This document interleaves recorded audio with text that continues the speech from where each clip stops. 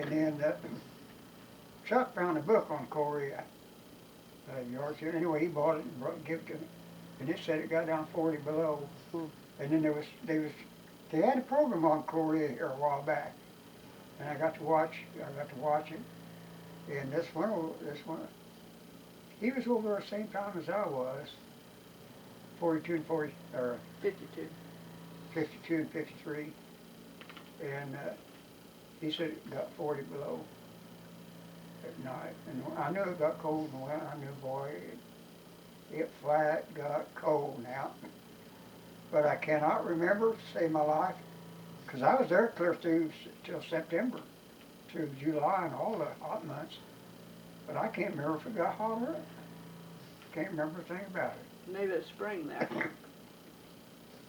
But I did remember that, because we had cereal in them boxes, and you poured milk on, you had to eat it pretty quick or the milk would crystallize. Then you just crunching instead of eating, you just kind of crunching everything, because it crystallized in the cereal. Of course, it's just dry cereal. And your coffee, you drank it pretty quick or it was cold. And had scrambled eggs most of the time. And you ate them just fast, they put them on your plate, you ate everything quick. Because if you didn't just eat, man, it was cold in the mornings. Why don't you tell them about when you left San Francisco on the, Uh-huh. why don't you tell them about when you left San Francisco on the boat going over? You never told that for Velma because Spud wasn't involved. Yeah. Well, I ended up AWOL on the whole deal. Yeah, you told us that last time we were Well, here. they got on that. We started out, we got the troops loaded that morning. And I don't know what time it was in the morning we left. It was still in the morning.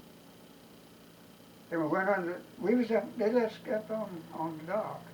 Because we went under the Golden Gate Bridge and you could see the bottom of the Golden Gate Bridge. And I said, well, that's the last time we'll see that old bridge for a long time and maybe never see it again. Because we didn't know what was going to happen. Whether we was coming back or we wasn't coming back. We didn't know. So, well, we watched and finally it faded clear. Couldn't see the bridge no more. And then, I don't know, something happened. And we realized, it felt like we turned around or something. And so caught one of them, I think that was the ambassador. Let's see, now what was the name of that ship? A.W. Brewster. General A.W. Brewster. It was a Navy ship. We asked the sailor what happened. He said, well, we've got problems, we're going to have to go back. So we turned around. First thing, here's the old Golden Gate Bridge coming inside again. Hey, man, boy, this one. Well, we went under, they dropped the anchor in there and they come out. They had motor trouble. Anyway, they worked on it, said, hey, maybe they can't get this thing fixed and we won't get to go. Well, they did, they got it fixed. Well, they fired her up and turned around and watched the old bridge fade out of sight, and that was it for a long time, boy. And then we was coming back. At night, they wouldn't let anybody up on dock. But sometimes we'd slip up there anyway. But we was coming in, and we knew we was going to come into California sometime that morning, because we was coming across. We'd had all kinds of trouble getting it. We started out in real good shape. Then they lost a blade off one of the props. Well, I told that to clear out. Man, I mean, it would vibrate that whole boat. That whole ship just going, just vibrating all over. So they had to shut that one off, and they went to the other one. And then it went for a while, and then something happened to the motor on it, and we run into a storm, and we was in a storm for 3 days. Well, they put out, they call it the ship's log. It was a newspaper, and it gave the longitude and latitude or whatever that is. Anyway, it gave your position, and for 3 days we sat in that same exact spot. We didn't have enough power to push through the storm, and that old ship just bounced, and I don't think any other country slept in 3 days. It was just, well, one guy got thrown out of his bunk and broke his arm. Another guy was coming down the stairs, and he lost his balance, fell off and broke his arm, coming down the steps. man, you just had to hang on to everything. When you lay on your bunk, you just had to lay there and hang on because you couldn't stand. And then we finally got through that. And of course, that put us 3 days behind schedule. And we was going along there probably about half speed or so. And we seen the ship. But that's funny. You're out there, and I swear, you're in a bowl. Because you look up you look up here, the water line is way up here all around you. All you see is, and it looks like you're in a big deep bowl, and you're down in this bowl trying to climb out, and you never quite make it out. You just always, and we seen a ship going across, and it passed us and went on. And it was supposed to be 3 days behind us, and it caught us and passed us. And they thought for a while they was going to have to call tugboats to come out and pull us in. Get that old ship. It just about, then we run short on ration, of course, because we're 3 days behind and falling behind all the time. Ended up, we was, I think about 6 days late getting in. Because when we got in, that ship that passed us, it takes 3 days to process out in California. And when we come in that night, that ship that passed us, them guys were shipping out the next morning. They'd already done their 3 days, so we was about 6 days behind. Anyway, we started running out of groceries, and they had to ration us. And man, I mean, they was cutting them down to the nub. We was just getting a little bit to eat, and that was it. And there wasn't no way to get any grub. We finally got in. But anyway, that night we was coming in, and of course everybody got up and we got shaved and all this stuff getting all ready. And somebody was up on dock all the time, trying to see who's going to be the first one to see lights. Because out there it's all dark, you know, they know. And forget what. And I don't know what time it was finally. You could think, of course, kind of in your mind, I think I see a glimmer over there. Just a real faint glimmer. And it just kept, of course, we're moving so slow at the oil. But pretty soon you could just, hey, that really is, that's lights. That's a glimmer. That's California coastline. And pretty soon it kept getting a little brighter and a little brighter. First thing you could see the whole coastline. Well, before we got there, it was probably about 9 o'clock when we finally got to the dock.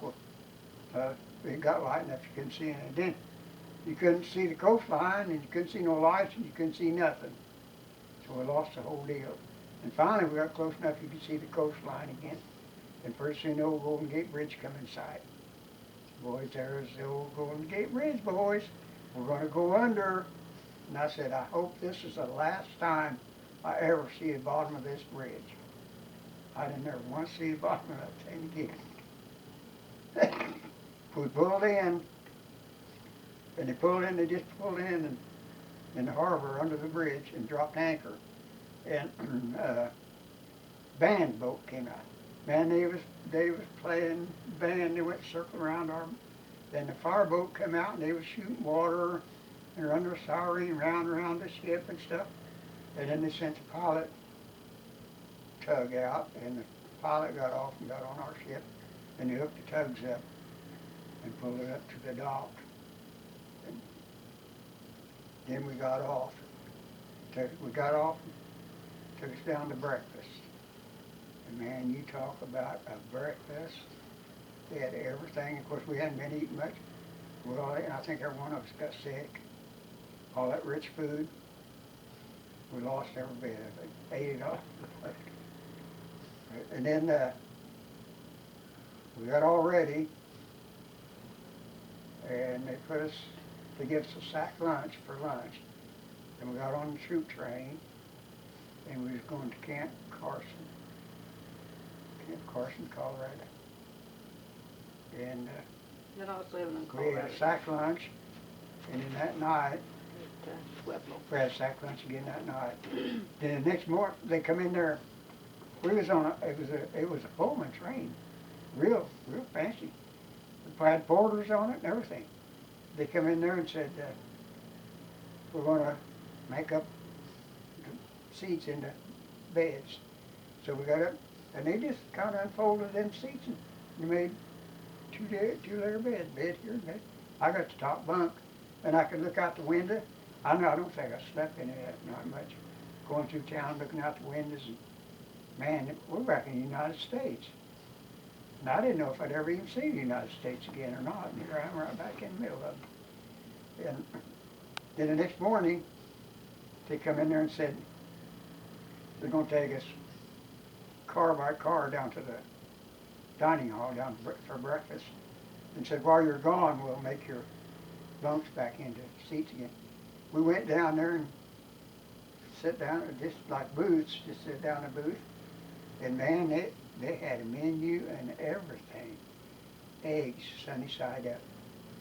First time I'd had fried eggs and for a long time, boy. Had eggs and I don't remember what all we had for breakfast. Had really a good breakfast.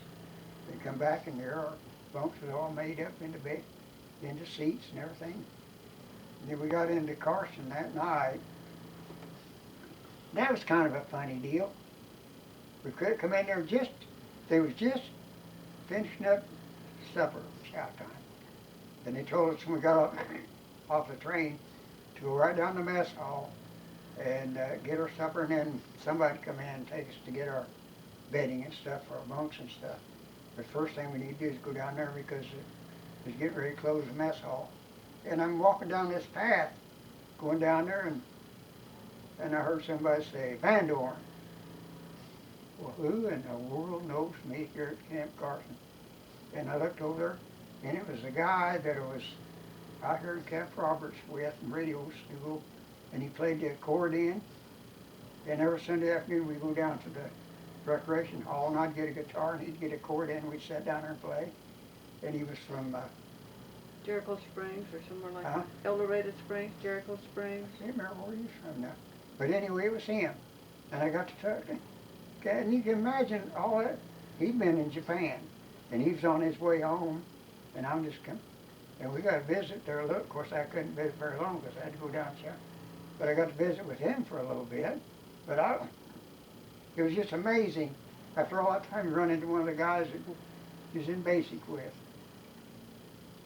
Went down there, and of course, we had to wait because that ship that come in ahead of us had the next day to finish processing out, and they were done.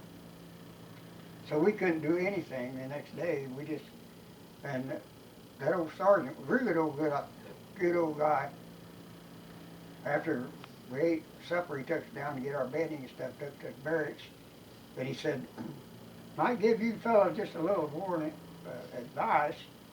He said that there is details to be pulled around here. And he said their policy is here, if they need somebody for a detail and you're there, you're it. No matter what the detail is, you're it. And he said, my advice is to make yourself as scarce tomorrow as you possibly can. Well, her folks live down in Pueblo. So the next morning I got up, I just went down to the bus station, got a ticket and went to Pueblo. Spent the day down there. And then the next day, of course, started processing out. But I got out of camp I stayed out of camp that day. But that was kind of a deal when I come out of Korea. It's one end you process in, and the other is about a mile long through there. And one end you process in, the other, and it takes 3 days both ways. It takes 3 days to process into Korea, it takes 3 days to process. And I was at the east end, I guess, I don't know. But anyway, I was at one end, 3 days processing out, and Richard was at the other end, the same 3 days processing, and we were a mile apart. And neither one of us knew the other one was there. Mm-hmm. And we could, in the mornings, boy, they just run you everywhere in the mornings. In the afternoon, you just fiddle around all that, never done nothing. We could have visited them 3 afternoons. We could have been together all 3 afternoons, and neither one of us knew the other. Yeah. I like your It shoes, takes Dan. so long for a letter. You write a letter, and then it takes so long to get back to Mom, and then by the time she wrote back, it'd be almost 2 weeks. Yeah. And William was in engineers run a dump truck in the engineers. And of course, he just drove a dump truck around where we went. And all the time we was there, he was trying to catch me where I was, and the closest he come,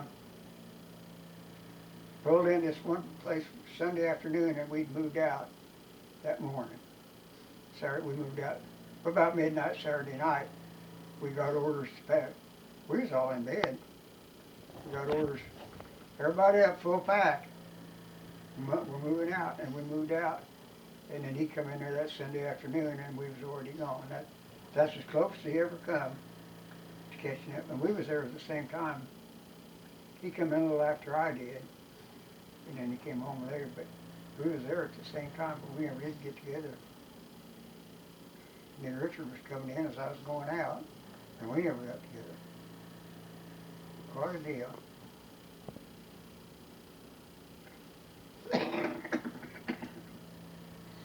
60 years ago. But I found out you can walk in your sleep, because that was at night. We was walking, and I know I went to sleep because I run into the guy in front of me and woke me up. Walked right into him. And I don't know how long I've been walking in my sleep. Boy, that was scary. Of course, there's no lights there over there. They did, we call them moonbeams. They had searchlights for airplanes, and if it was cloudy, they could shine them things up and reflect, and it'd light up, not as bright as daylight, but it would light up. You could see good outside it. But if there wasn't no clouds, they couldn't get no reflection, and they wouldn't do much. It didn't help much at all during that. But when you had an attack, first thing to do is call the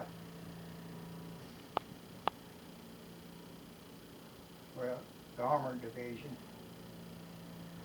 I can't think what they'd call now. Artillery.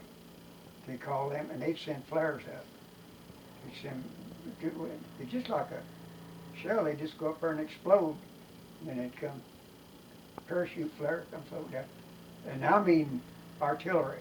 Quick as you call them, I mean they had that sky lit up with them rascals. And then they'd start bringing them in with airplanes. And then was the big floaters, man. They was big flares. They lit up the ground as bright as in here when they dropped them, boy. And you know what? That old Air Force was really on the ball. And so was the Navy. The Navy could shoot flares in too, off the ships. And them guys, man, you never called for something that they wasn't right. I mean, just like that. They was on it. They didn't mess around. I was really amazed that that Air Force over there was something else. They was really on the ball. Them guys, they must have been, when they pushed the button or whatever, they must have been already running before they woke up, as quick as they got things going, because shucks, you wouldn't call them, and they was on it.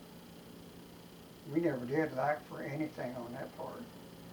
But they liked that, I mean, they'd light that old valley up, and they kept her lit all the time. Stuff was going on. They just keep back and forth, dropping them flares.